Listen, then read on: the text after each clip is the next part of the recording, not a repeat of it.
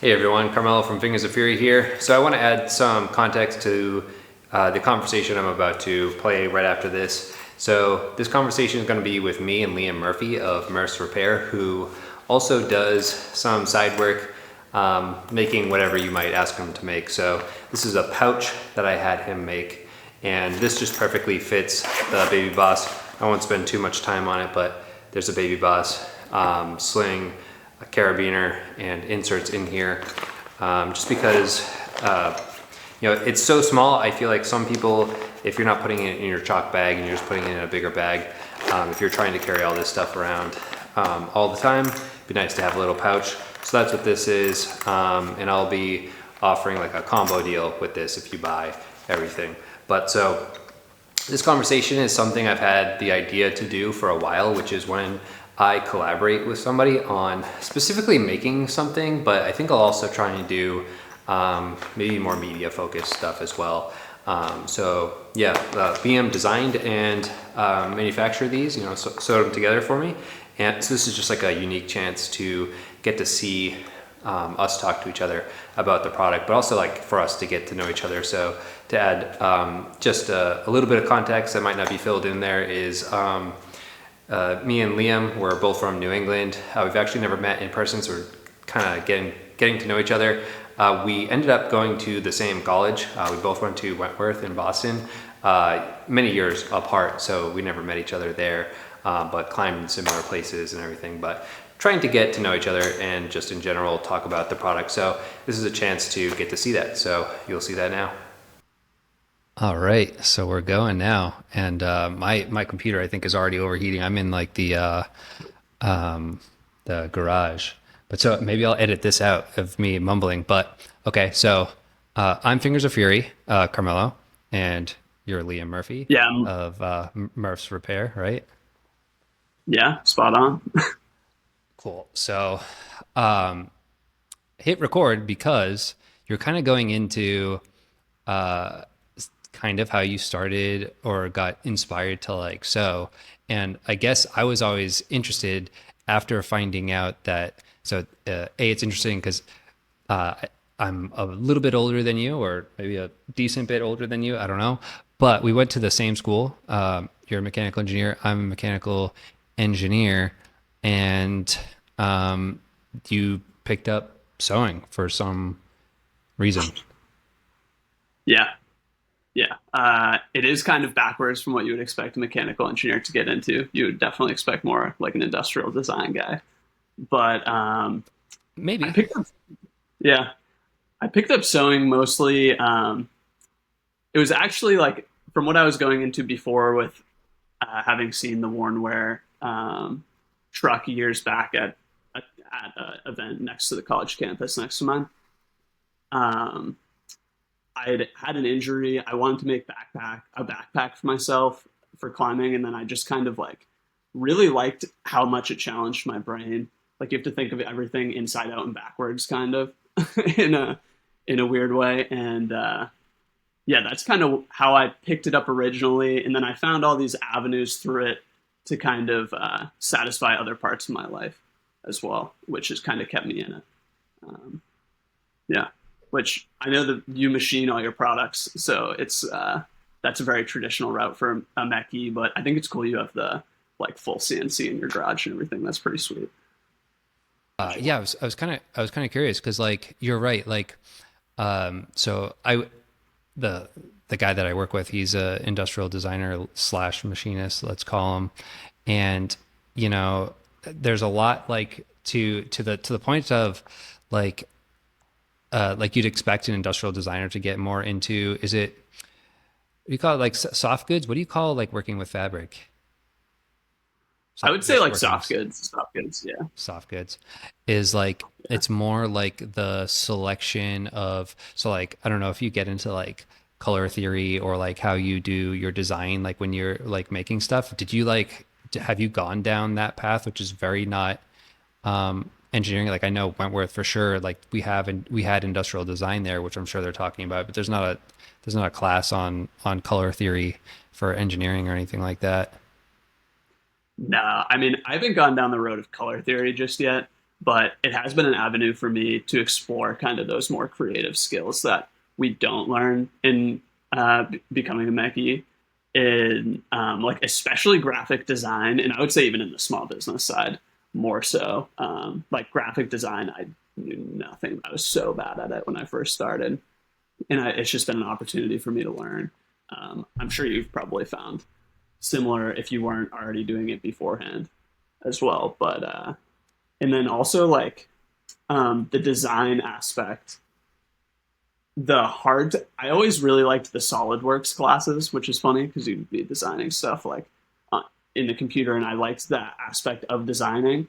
And then bringing that over into the soft goods world, I feel like the world just opens up with possibilities compared to just like, you know, hard goods. You do have a lot of possibilities for sure, but soft goods you can make crazy shapes. Things get really complicated, and there's like basically the world is your oyster and how deep you want to go into that hole. I mean, same with hard goods, but I think I fell down the soft goods side for sure.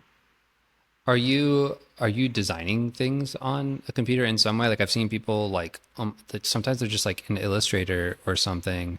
I've also seen like 3D modeling for soft goods before, but like clips. I don't honestly know Yeah, much about it. yeah. So there's basically, from what I've found out, the whole like soft goods side is so kind of kept under wraps because all of the industry is super old school, and like more than half of it got shipped overseas.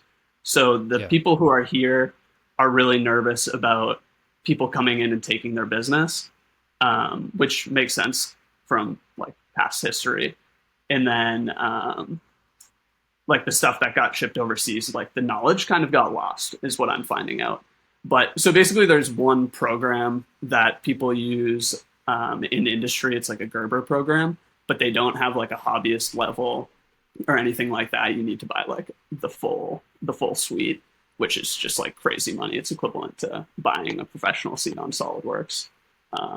So I do stuff in Illustrator every once in a while, but I pretty much keep it old school, just pen and paper is what I do most of the time. Okay. Yeah, no, because I was curious because even like when we started talking again about recreating the bag that you already did, like you were able to recreate it, but you had to make another one. So I assumed in some fashion you had to have the design held somewhere, a notebook, computer or whatever. But yeah, no, I was just curious. And I mean, it sounds a lot like industry just in general, like most of it is in China now. It's like it's much easier to get something in China than here for machining wise. Like even if I'm looking to like outsource a part, it's really hard to get somebody to work with me. And again, like it might be this way for soft goods as well, but it might be fine if you were a massive company and you already had numbers, but most places in the US can't give you a good deal on something very simple.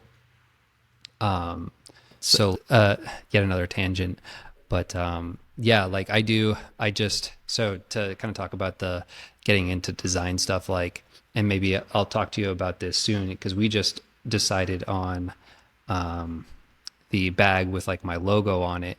And I recently went through like a more industrial design sort of thought process, but like something cohesive where I've picked out or I think I've picked out my color palette. So I'll have like a color palette for Fingers of Fury that I stay consistent with. And then I did like a mood board, which like it's like a very funny mood board to me, but like everything that's inspiration. If you've seen any of my stuff, it's kind of like the stuff that I'm doing anyways with like stickers and whatnot. But I took a bunch of stuff that like are of my inspirations, but also I found like with a similar color palette, and then like I'm starting to get more into photography to integrate like the same colors. So the reason I bring it up is like I have it's right there, a blue, purple, and yellow chalk bag, not the color palette that is going to be mine very soon, but that was something I was thinking about.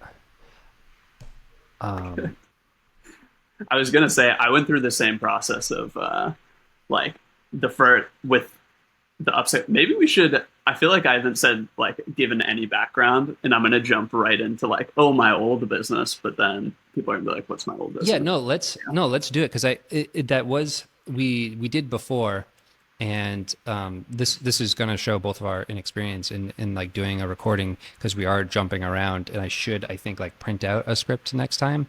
But the reason I hit record is because you were kind of talking about you started off as I think just Murph's, New Hampshire, which is a lie. You're a liar because you're not in New Hampshire. So we could talk about why did you lie to everyone that you're in New Hampshire when you're in Massachusetts? What were you trying to get past everyone?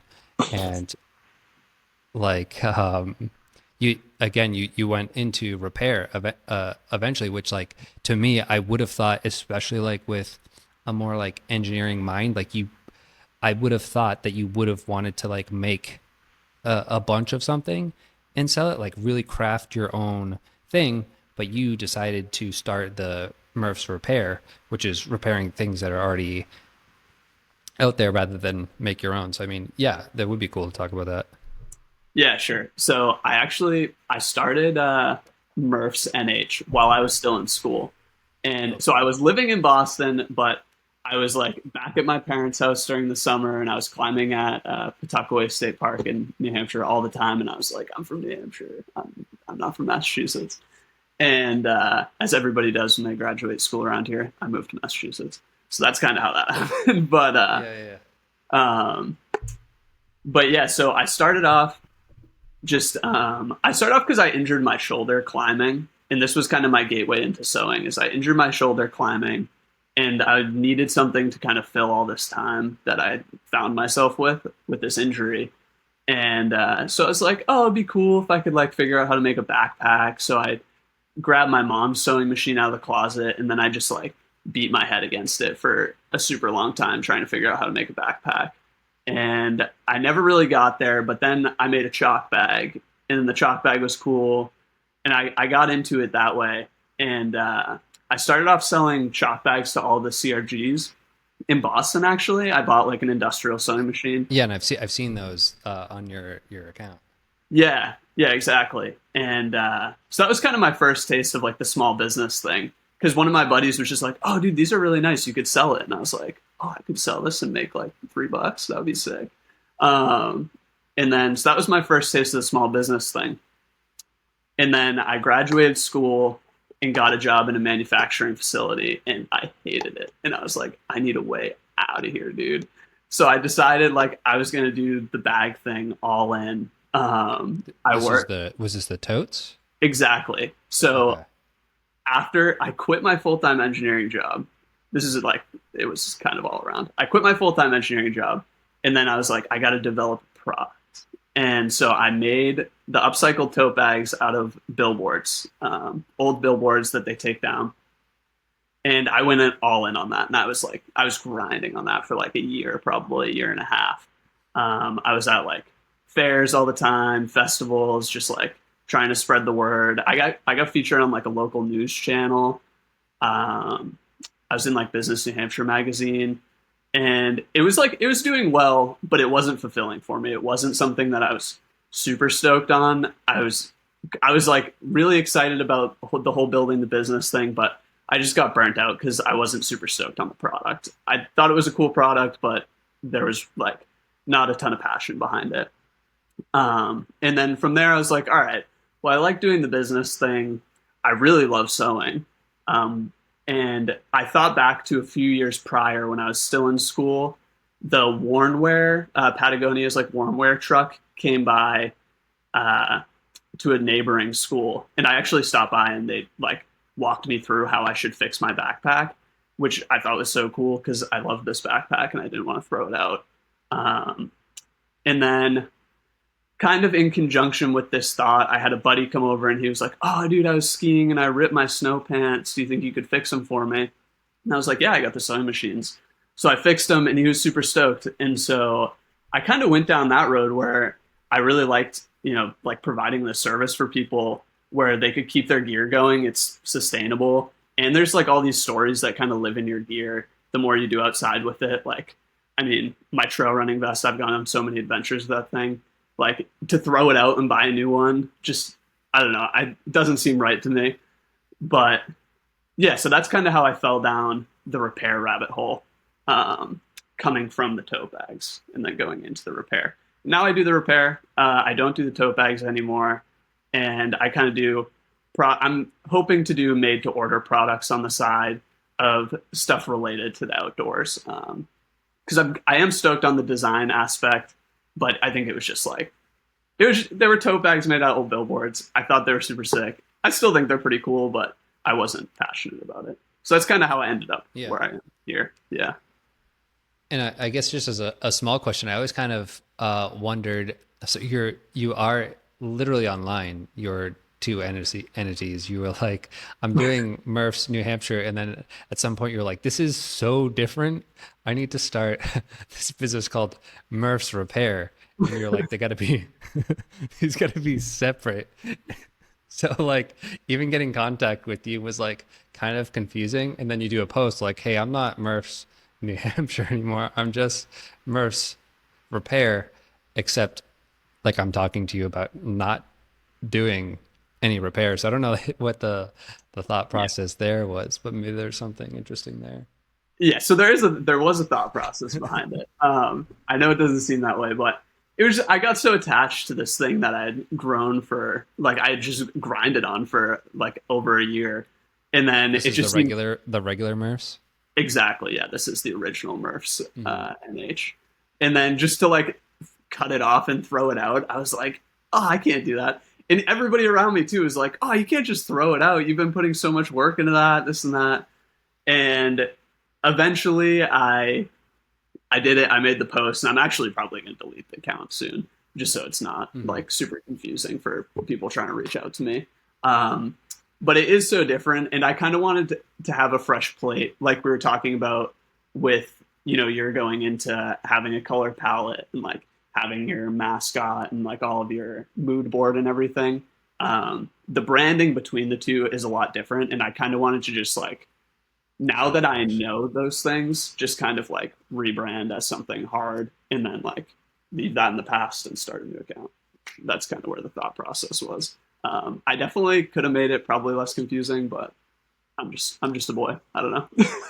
Yeah. It would have been less confusing, I think, if they weren't both Murphs. You're,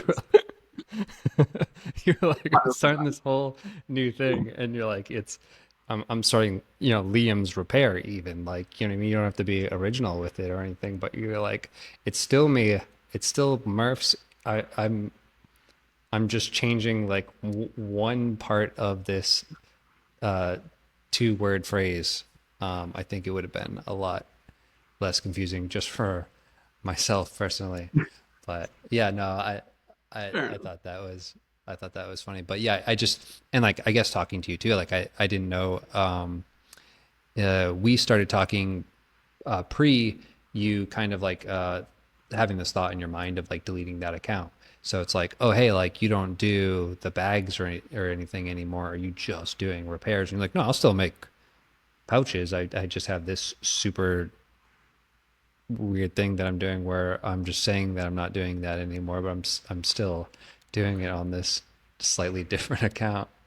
You're seeing So how my mind works. It's all over the place. yeah. Well, and I get it from the standpoint of I have 3 Instagram accounts. I only really use the Fingers of Fury one right now. Then there's like the personal Instagram that will remain as like that's just like me as a guy. And then I have an account called Mellow Machine or something like that. I think it's just Mellow Machine, but that's like that's got like a year and a half before I started Fingers of Fury, which is just like my job shop business. So I didn't buy a machine I wasn't like I'm going to get into making finger training equipment. Let me buy a CNC machine. I have always done CNC machining, and I bought it to do it as a business for myself rather than for for other people, and then I just started making finger training equipment. But no, I just been curious about that, I guess. But Yeah. Before we yeah, move I on don't know. to my laptop just said it was about to die. I'm gonna plug it in real quick. Sorry about that. Yeah, go. Okay, so I understand that that ended kind of briefly in a point where didn't really make sense to end. And so what happened is I used a service, Riverside, which I think what happened is Liam's side didn't upload all the way. So I had one high quality. I've got 2 video streams.